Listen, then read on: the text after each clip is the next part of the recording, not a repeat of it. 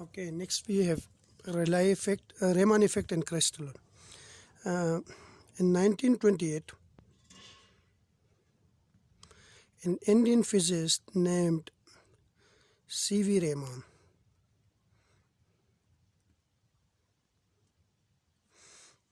studied the scattering of light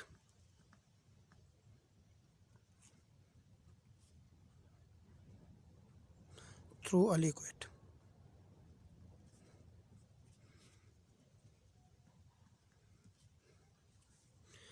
And he found that when a monochromatic beam, suppose we have a liquid here, this is the liquid,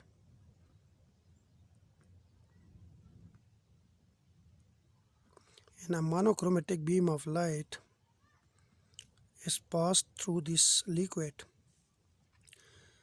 then the scattering light, once the light passed through the liquid, this is scattering light, this is the scattering light,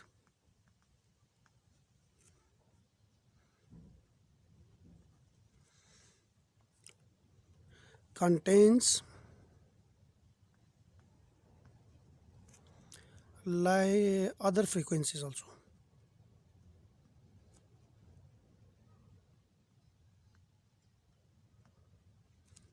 In addition to the that of incident light. Suppose we have a monochromatic light, so its wavelength will be the same, its frequency will be the same. So I consider the incident light, this is the incident light, but remember that the incident light should be a monochromatic. Its wavelength is lambda naught, its frequency is nu naught. Once it's passed through this liquid, and the liquid is generally benzene, then the scattering light after passing through this liquid contain other frequencies in addition to this one, like there are other frequencies like nu1, nu2, and one is nu prime. So this is not here. So in addition to this incident light frequency, there are two other frequencies also observed in this scattering light, and this phenomena is called Raman effect. We can define it as like this: the scattering of light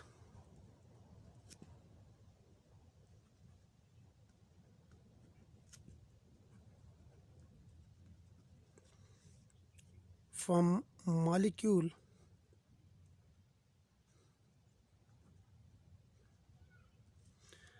with a change in frequency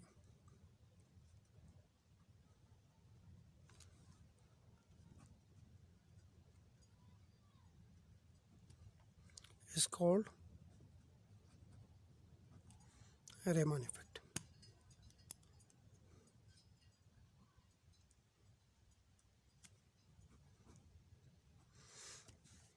What he did is he passed a monochromatic light with wavelength lambda naught, a frequency nu naught, let's suppose, through a liquid, and on the scattering side, like on the other side, he observed three lines. One line with lambda prime. Lambda prime is the wavelength of scattered light, is equal to lambda naught, like the frequency of this light. And this line, he call it Rayleigh line.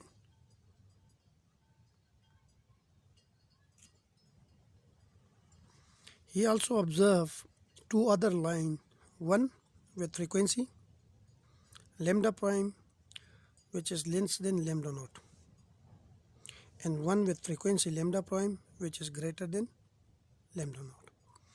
This line, in which the frequency of the wavelength of scattered light is less than the wavelength of incident light, is called anti-Stokes line.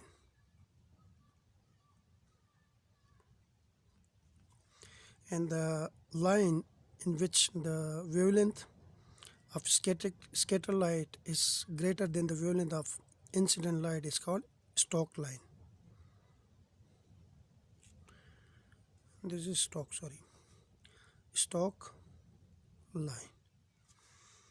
And here we have another setup, a beam of monochromatic light, okay, and falls on a liquid, and I already mentioned above that the liquid is benzene, and the scatter light contains three beams, one with wavelength lambda prime which is equal to the wavelength of incident light, and we know that C is equal to nu lambda, nu is equal to C over lambda.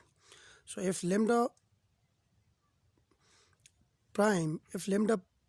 is greater, then frequency will be smaller. So it means that if lambda prime is greater than lambda naught, then frequency of this scattered light nu prime will be less than the frequency of incident light, because there is an inverse relation between wavelength and frequency. If the scatter light lambda prime is wavelength of scatter light is equal to the wavelength of incident light, or the frequency of scatter light is equal to the frequency of incident light, this is incident light, then we have the Rayleigh line, and this scattering is called Rayleigh scattering. On the other hand, we have two other lines also in the spectrum. We have two other beams, one beam with frequency wavelength which is less than the wavelength of incident light, or the frequency which is greater than the frequency of incident light, and this beam is called, or this scattering is called anti-stock Raman scattering. And the other one is, third one is the wavelength of scatter light is greater than wavelength of incident light, or the frequency of scatter light is less than the frequency of incident light, this is incident light nu prime, then this scatter beam is called stock Raman scattering. So overall we can see that there is a change in frequency once a light beam passes through a liquid. So we suppose that let nu naught is the frequency of incident light, and nu prime is the frequency of scatter light.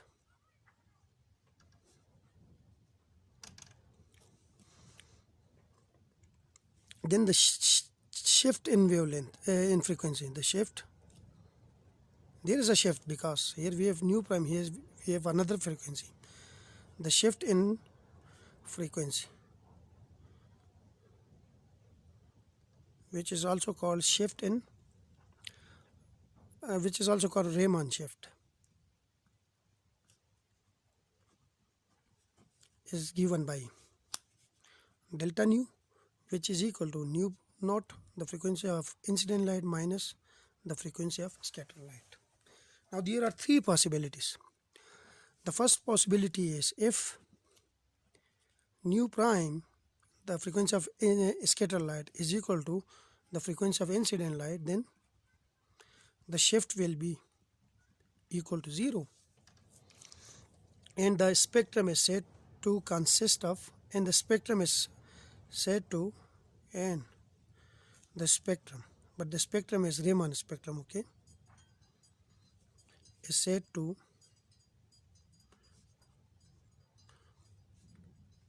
consist of what we call it, Rayleigh line.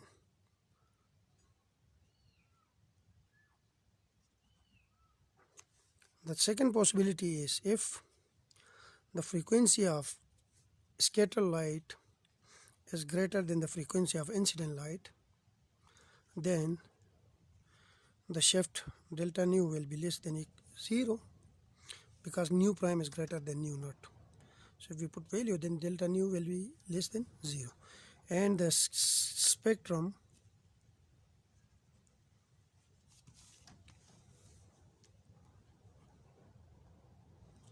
is said to consist of what we call it anti-stock line, and the scattering is called anti-stock Raman scattering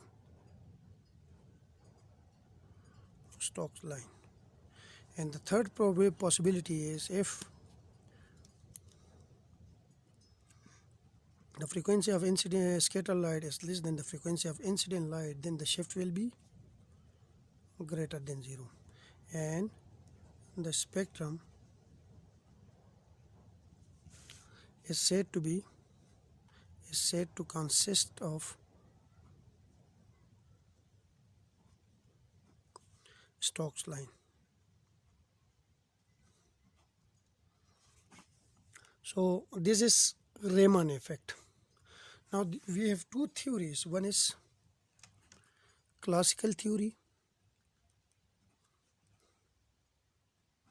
and the other one is quantum mechanical theory.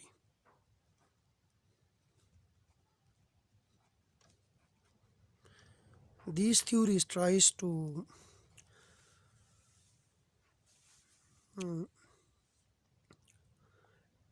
explain the Raman shift. Why this theory tries that why there is a shift in frequency and Raman effect. So we will discuss both these theories in detail in the next video. Thank you.